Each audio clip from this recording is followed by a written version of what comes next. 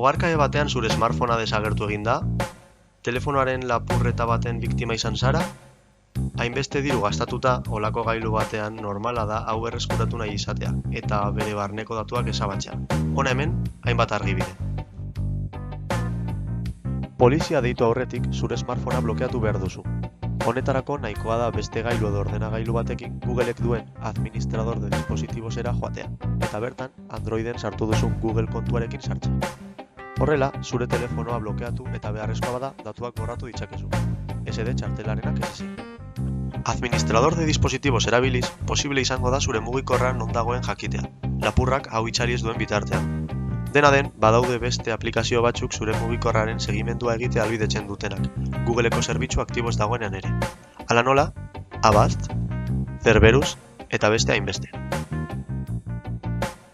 15 zifrako zenbaki bat da gailuaren ADN-a bezala jokatzen duen. Honek mugikorra identifikatzeko prozesua errazten du. Gainera, honekin zure konpainiak edo poliziak zure telefonoa blokeatu ahal izango du. Hainbat metodo daude, horien artean, zure teklatuan kode hau idatziz,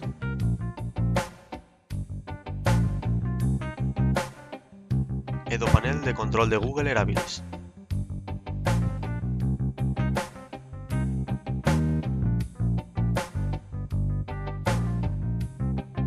Gomendagarria da dituzun gailuen email kodea ezagutzea hau erosi berri duzunean.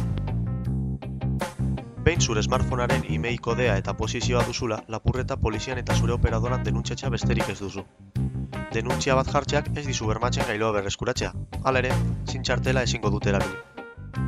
Ikusi duzun moduan, oso erraza da zure mugikorra lokalizatzea eta blokeatzea.